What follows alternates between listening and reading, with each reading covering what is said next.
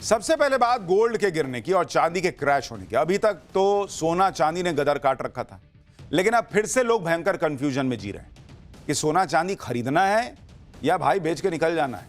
क्योंकि आप देखिए IBJA यानी India Boolean and jewellers association के आंकड़ों के मुताबिक 10 ग्राम 24 कैरेट सोने के दाम 29 जनवरी को 1,76,121 रुपए पर पहुंच गए थे और 2 फरवरी को यानी सिर्फ 4 दिन के अंदर सोने के दाम करीब 33,000 रुपए गिरकर 1,42,270 पर आ गए। सोने के दाम में गिरावट अभी रुकी नहीं है। आज सोने के दाम ऑल टाइम हाई से करीब 24,000 रुपए नीचे हैं। आज सोने की कीमत 1,51,963 रुपए। अगर सोना और चांदी दोनों की बात करें तो सोने की कीमत 20 दिनों में करीब 14% गिर चुकी है और चांदी की कीमत इन 20 दिनों में 38% गिर चुकी है।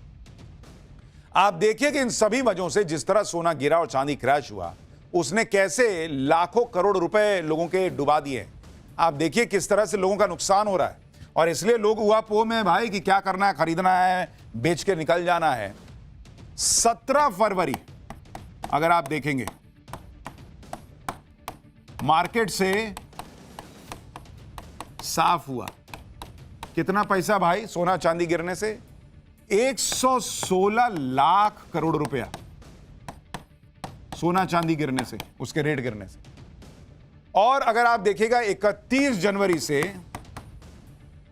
2 फरवरी 2 फेब इस दौरान देखिएगा तो 900 लाख करोड़ रुपए बॉस, 900 लाख करोड़ रुपया लोगों का डूब चुका है। एक दिन में नुकसान वो 450 लाख करोड़ रुपए इन 3 दिनों में सबसे ज्यादा। और गोल्ड जिस तरह से गिर रहा है उसे देखते हुए अब सवाल उठने लगे हैं कि क्या सोने के दाम 90,000 तक गिरकर आ जाएगा। ऐसा क्या हो रहा है कि गोल्ड सिल्वर जो ऑल टाइम हाई पर था उसने इतने नीचे गिरने की ठान ली है, इसके बारे में आपको बताऊंगा। सोने चांदी की चमक फीकी पड़ने के पीछे 3 बड़ी वजहें बताई जा रही हैं। पहली, रूस और अमेरिका के बीच डॉलर वाली डील की खबर। दूसरी, चीन में नए साल का जश्न। और तीसरी, ईरान और अमेरिका के बीच बातचीत। अब ये तीनों क्यों ये वजह बन रही हैं गोल्ड और सिल्वर के रेट के गिरने की, उसको डिटेल में समझिए। सोने चांदी की कीमतों में जिस खबर का सबसे ज्यादा असर पड़ा है वो है अमेरिका और रूस के बीच डॉलर को लेकर होने वाली संभावित डील। मीडिया रिपोर्ट्स के मुताबिक रूस के राष्ट्रपति पुतिन अमेरिका के राष्ट्रपति ट्रंप के साथ आर्थिक साझेदारी बढ़ाने पर विचार कर रहे हैं, जिसके लिए रूस अमेरिकी डॉलर में कारोबार के लिए तैयार हो सकता है। अगर ऐसा होता है तो यह पुतिन का उस फैसले का से यू टर्न होगा जिसमें उन्होंने ग्लोबल ट्रेड में डी डॉलराइजेशन को बढ़ावा देने की हामी भरी। साल 2022 के बाद यूक्रेन के साथ युद्ध और अमेरिका की तरफ से लगाए जा रहे प्रतिबंधों के बीच पुतिन डी डॉलराइजेशन की वकालत करते रहे। अगर पुतिन ट्रंप के बीच डॉलर को लेकर यह डील हो गई तो डॉलर और मजबूत हो जाएगा और डॉलर मजबूत हुआ तो सोना चांदी को कमजोरी झेलनी पड़ेगी। सोना चांदी के दाम और गिर सकते हैं। आप देखिए कि 12 फरवरी को इस डील की खबर आते ही इंटरनेशनल मार्केट में सोने की कीमत करीब 3% गिर गई थी, जबकि भारत में भी सोने के दाम एक ही दिन में 3,000 रुपए गिर गए थे। अभी सिर्फ डील की संभावना पर इतनी गिरावट हो गई है। डील हो गई तो सोचिए क्या होगा। लेकिन सोने और चांदी की कीमतों में लगातार आ रही गिरावट के लिए चीन को भी जिम्मेदार माना जा रहा है। दरअसल इन दिनों चीन के लोग चाइनीज न्यू ईयर का जश्न मनाने में डूबे हैं। चीनी नववर्ष 17 फरवरी से शुरू हुआ है। इस दौरान चीन के शेयर मार्केट ही नहीं, एशिया में मलेशिया, सिंगापुर, दक्षिण कोरिया और ताइवान भी शेयर बाजार करीब एक हफ्ते तक बंद रहता है। यहां का शेयर मार्केट बंद होने से ग्लोबल मार्केट में कई बड़े प्लेयर गायब रहते हैं। इससे सोने और चांदी जैसे मेटल्स की डिमांड घट जाती है।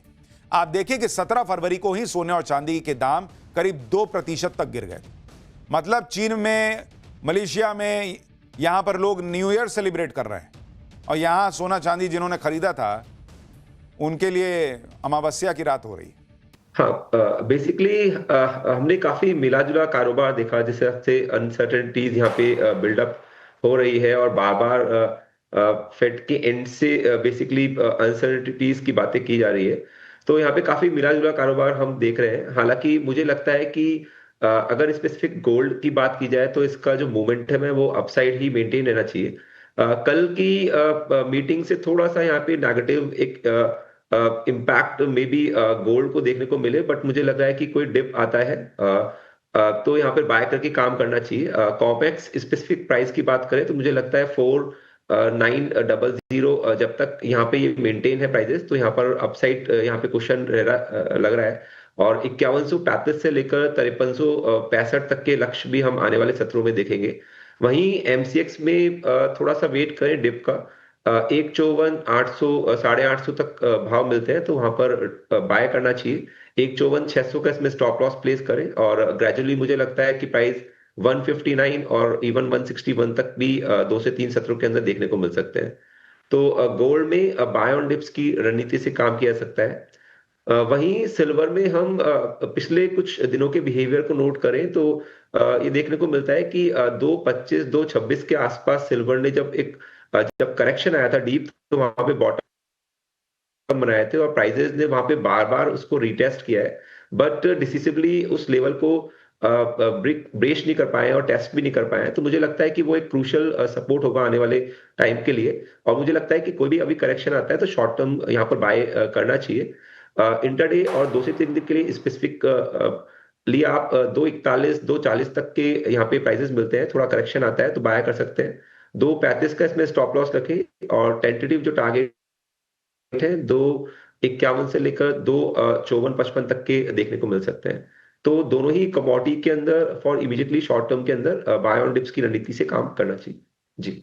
ठीक है, दोनों ही कमोडिटीज़ पर बाय ऑन डिप्स की ही सलाह यहाँ पर दे रहे हैं, और 2,41,000 के आसपास अगर यहाँ पर आता है तो आप यहाँ पर चांदी में बाय कर सकते हैं। आने वाले दिनों के लेवल्स की अगर बात करें तो आने वाले 2-3 दिनों में 2,51,000 तक के लेवल्स भी यहाँ पर नज़र आ रहे हैं। लेकिन अखिलेश जी, हम देख रहे हैं लगातार चांदी के जो मूव्स है वो काफ़ी वॉलेटाइल यहाँ पर नज़र आ रहे हैं।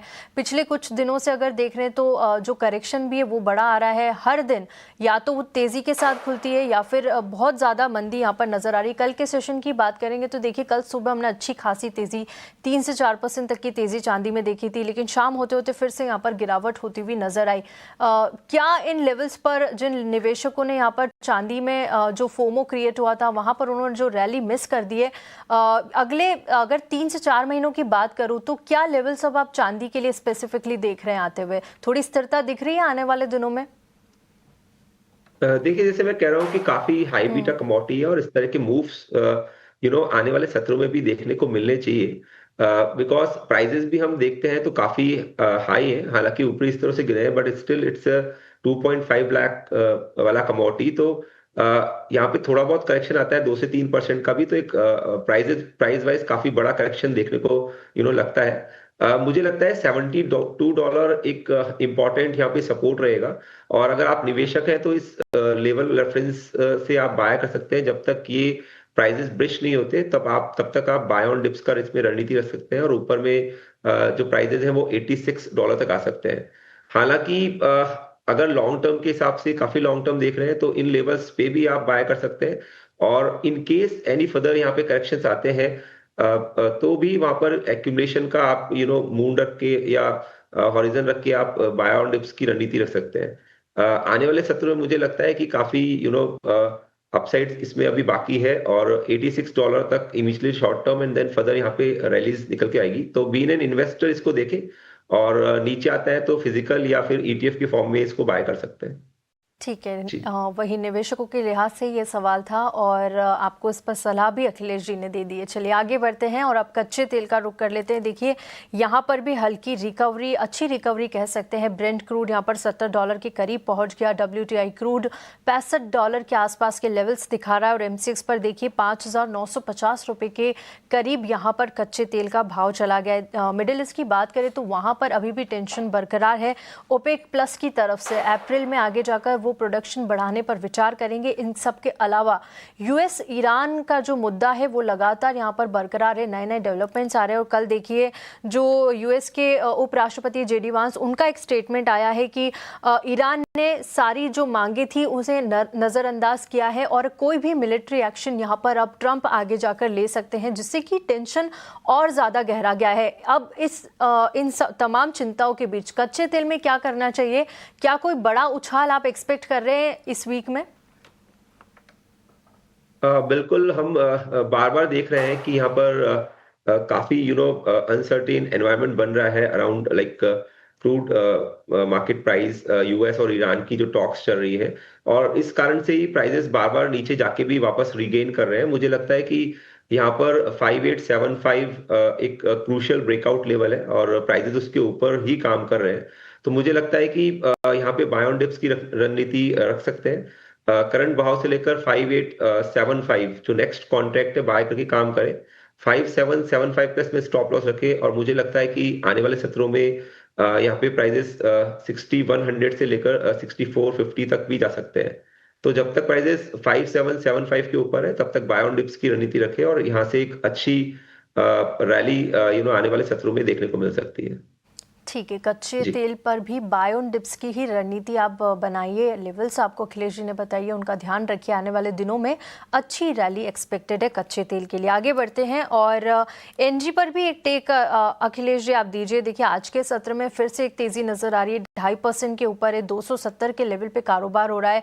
वहीं इंटरनेशनल मार्केट की अगर बात करें तो यहाँ पर भी हम देख रहे हैं कि अच्छी $3 के ऊपर ही यहाँ पर कारोबार होता हुआ नजर आ रहा है। क्या करना चाहिए इन लेवल्स पे? काफी वॉलेटाइल काउंटर हो चुका है एनजी। क्या यहाँ पर कोई मौके बनते हुए नजर आ रहे हैं आपको?